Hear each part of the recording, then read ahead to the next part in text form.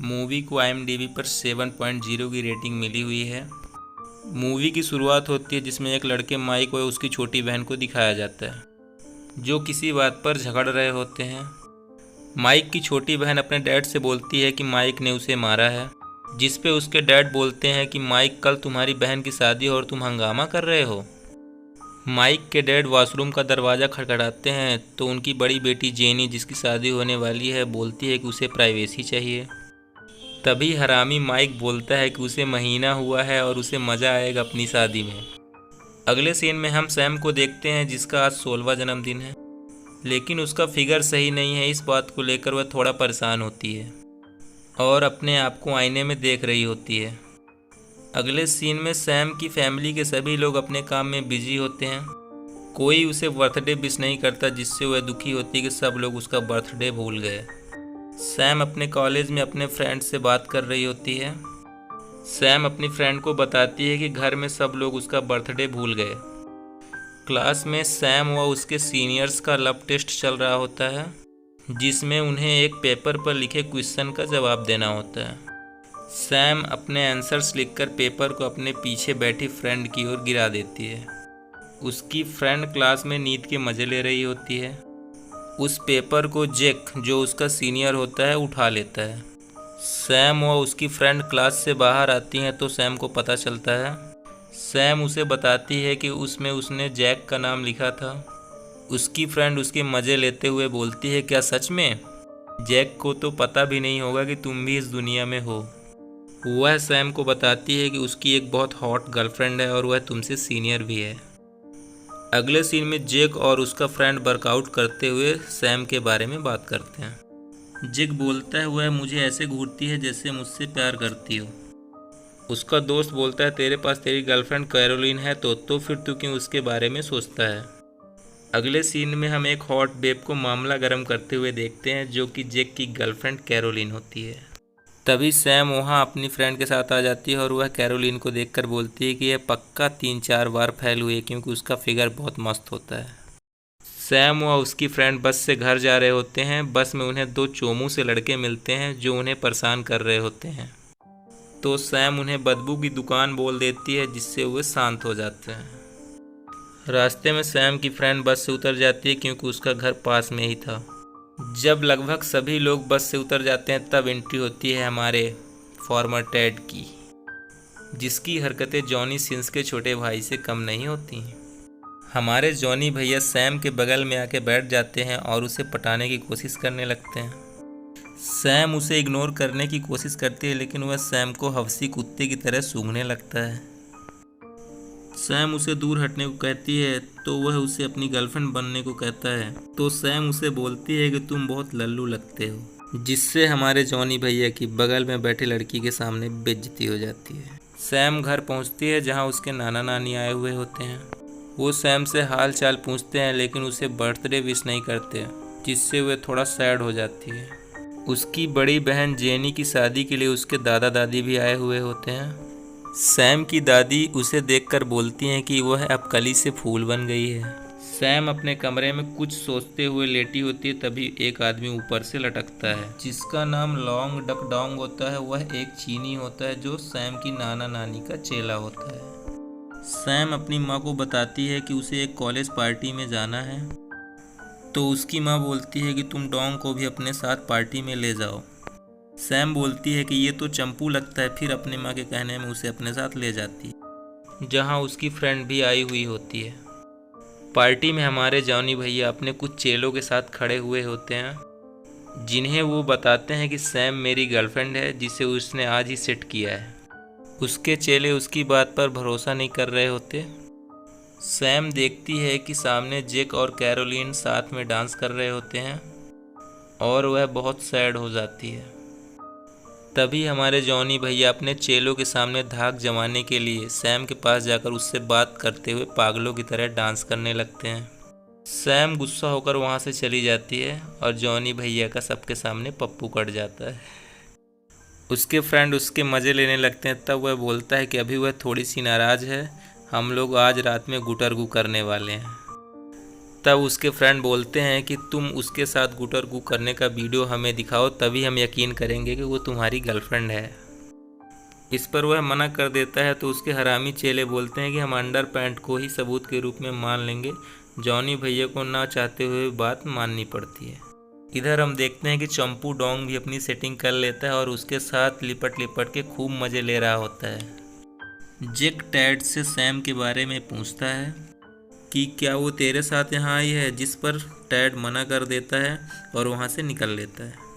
Sam अपने friends के साथ बैठी हुई होती है, तभी वहाँ जॉनी भैया आ जाते हैं और उससे बातें करने की कोशिश करने लगते हैं।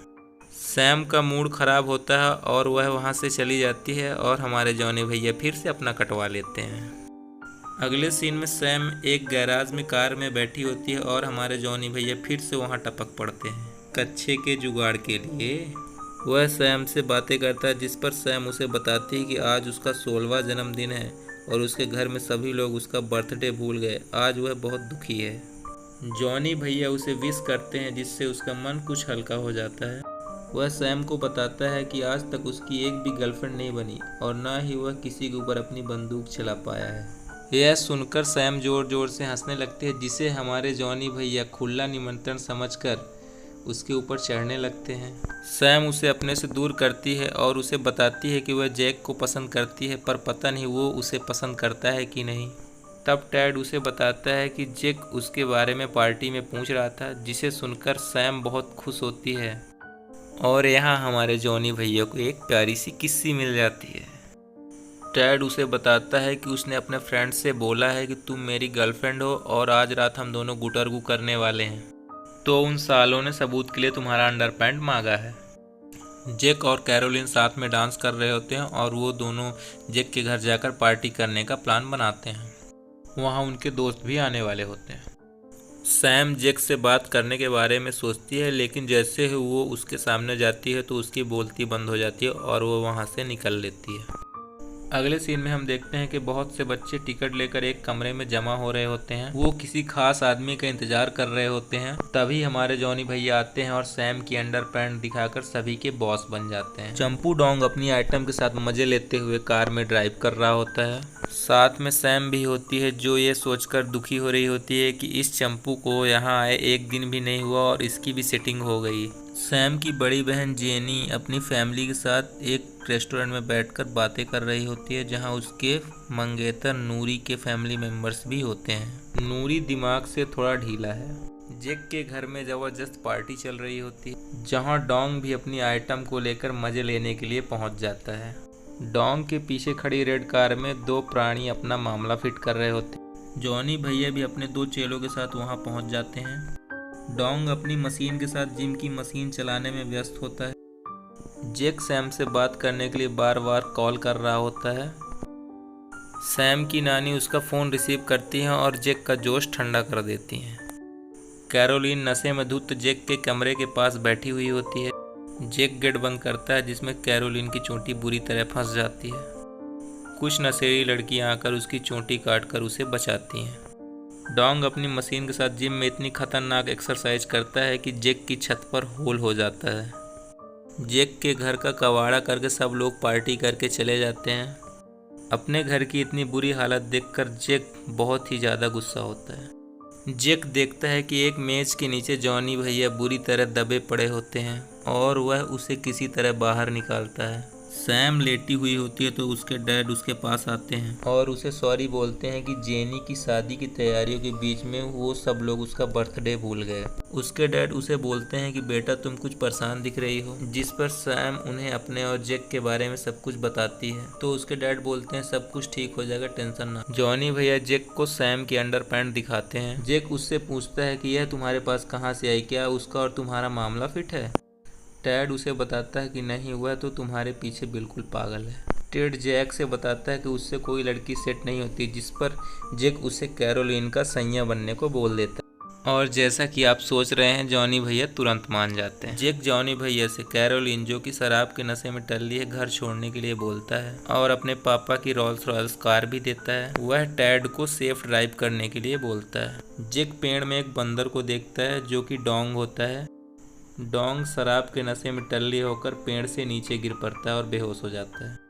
जॉनी भैया सेफ ड्राइव करने की बहुत कोशिश करते हैं, लेकिन शराब के नशे में टल्ली कैरोलिन उसे बहुत परेशान करती है। कैरोलिन उसे गिफ्ट बताकर नसबंदी की टैबलेट खिला देती है, जिससे हमारे जॉनी भैया का काम डलते डलते बचा। जॉनी भैया कार को लेकर अपने 2 चेलों के घर में पहुंचते हैं, जो कार के साथ कैरोलिन को देखकर अपने बॉस की तरक्की से बहुत दुखी होते हैं। जॉनी भैया कैरोलिन के साथ लिपटकर अपने चेलों से फ़ोटो खिंचवाता है, लेकिन उसके चेले भी कम नहीं होते, वो केवल उसी की फ़ोटो खींचते हैं और यहाँ हमारे जॉनी भैया के साथ गेम हो जाता है। डोंग ज़मीन में पड़ा हुआ होता है, एक कुत्ता उसके साथ आके खूब चूमा चाटी करता है। माइक वॉशरूम के बाहर खड़ा होता है, उसके डैड अंदर जाने लगते हैं तो वो बोलता है कि आधे घंटे से दादा फ्रेड अंदर थे और उन्होंने नरक मचा रखा, अंदर गए तो बेहोश हो जाओगे। लेकिन उसके डैड नहीं मानते और फिर भी अंदर चले जाते हैं और तुरंत बाहर निकलते उनके मुंह से आवाज़ तक नहीं निकल रही होती। सैम की माँ भी उसे सॉरी बोलती हैं कि उन्हें उसका बर्थडे याद नहीं था और इमोशनल होकर उसे गले लगा लेती हैं, जिसे देखकर माइक बोलता है, मम्मा कोई मर गया क्या? माइक की मॉम उसे सैम को बर्थडे विश करने के लिए बोलती हैं, जिस पर माइक सैम का मजाक बनाकर वहाँ से 9-2-11 हो लेता है। सैम की फ्रेंड उसे बताती है कि उसके भाई ने सैम की अंडरपैंट देखने के लिए $1 दिए, जिससे सैम गुस्सा होकर बहुत तेज चिल्लाती है।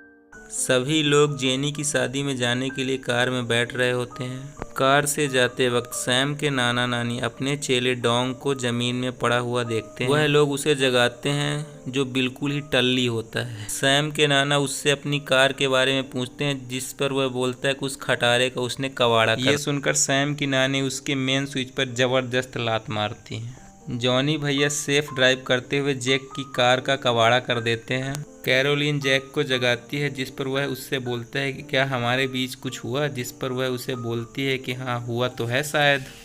जेनी, जिसकी शादी होने उसने माल फूंक लिया होता है और बुरी तरह शक्ल बना रही होती है। जैक सैम के घर जाता है और डोंग से सैम के बारे में पूछता है, तो डोंग उसे बताता है कि आज सैम की बहन की शादी है और वो लोग चर्च में हैं। चर्च में सभी लोग आराम से बैठे हुए होते हैं।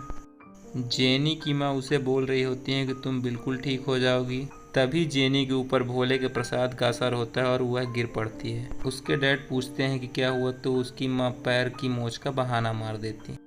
उनकी सभी बातें चर्च के सभी लोग मज़े लेके सुन रहे होते हैं। जेनी के फादर उसे लेकर आने लगते हैं। जेनी नशे में खूब नौटंकी करते हुए इधर उधर लहराते हुए चलती है। कैरोलिन जॉनी भैया से बोलती है कि उसने कभी किसी जूनियर को डेट नहीं किया, लेकिन जॉनी भैया उसे पक्का पसंद आ गए हैं। जॉनी भैया पूछते हैं कि तुम्हें मुझ में क्या पसंद आया। कैरोलिन का जवाब तो हमें पता ही है, जिसके लिए जॉनी भैया पूरे दुनिया में प्रसिद्ध हैं। कैरोलिन उसे किस करने लगती है, तभी वहाँ जैक आ जाता है। इधर हमारे जॉनी भैया किस पाकर लगभग बेहोशी की स्थिति में होते हैं। जेनी और नूरी की शादी जैसे तैसे हो जाती है, लेकिन प्रसाद के असर से जेनी अपने कपड़े उतारने लगती है। नूरी जैसे तैसे उसे अपनी कार में लेकर चला जाता है।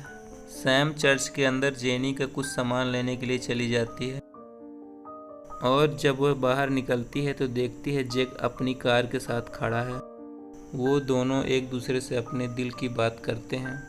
सैम जब जैक के साथ उसकी कार में जा रही होती है तो वह अपने फादर को उसे दिखाती है। उसके फादर भी जैक को पसंद कर लेते हैं। जैक और सैम एक अंधेरे कमरे में बैठे हुए होते हैं और उनके बीच कैंडल्स जल रहे होते हैं और जैसे ही उनके बीच कार्यक्रम शुरू होता है तभी मूवी खत्म हो जाती है।